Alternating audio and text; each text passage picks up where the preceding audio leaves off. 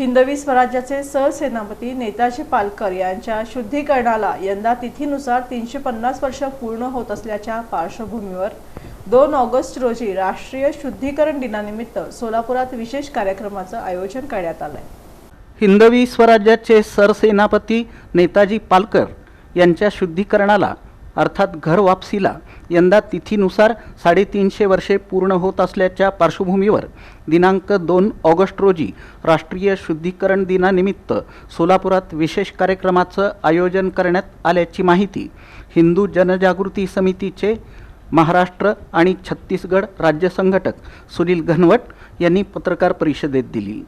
हिंदू जनजागृती समिती आणि हिंदू राष्ट्र सेना यांच्या संयुक्त विद्यमाने रविवारी 2 ऑगस्ट रोजी सायंकाळी 6:30 वाजता अशोक चौक परिसरातील लोटस मल्टीपर्पज हॉलमध्ये हा कार्यक्रम होणार आहे। कार्यक्रमात श्री क्षेत्र तुळजापूरचे महंत मावजीनाथ सुनील घनवट, सामाजिक विश्लेषक सर्वेश मेहेंदळे, प्रज्ञापुरी ज्ञानपीठाचे धर्माधिकारी प्रसाद पंडित तसंच हिंदू राष्ट्र सेनेचे रवी गोणे विविध विषयांवर मार्गदर्शन करणार आहेत। या कार्यक्रमाला नागरिकांनी मोठ्या संख्येनं उपस्थित राहावं असं आवाहन आयोजकांनी केलं।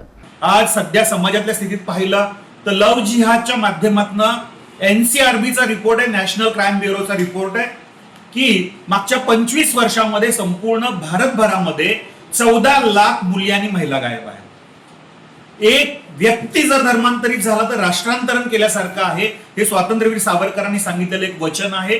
त्याच पद्धतीने जर 14 लाख हिंदू मुली महिला जर गायब असतील तर भवितव्यामध्ये देशातल्या आमची जी काही महिला आहेत, जी आमच्या युवती आहेत यांचं जीवन पूर्णतः संकटात आहे। आणि आज 14 लाख ही संख्या थोडी नाहीये।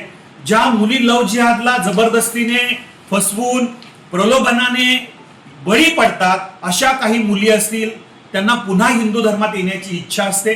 निश्चितपणे या शुद्धीकरण दिवसाचा आदर्श हिंदू समाजाने डोळ्यासमोर ठेवून अशा धर्मांतरित झालेल्या, वाट चुकलेल्या, पुन्हा आपल्या हिंदू धर्मात इच्छा ज्यांची आहे अशांना हिंदू धर्माची द्वारं खुली करावीत, हाच एक आदर्श देण्यासाठी, हाच एक संदेश देण्यासाठी 2 ऑगस्टला आपण आषाढ वद्य याला चतुर्थीला हा कार्यक्रम त्या ठिकाणी घेतो आहोत आणि या माध्यमातून लोकांसमोर हा संदेश पोहोचवतो। या पत्रकार परिषदेला राजन मुंडगे, आनंद मुसळे, रवी गोणे, प्रसाद पंडित आदी उपस्थित होते।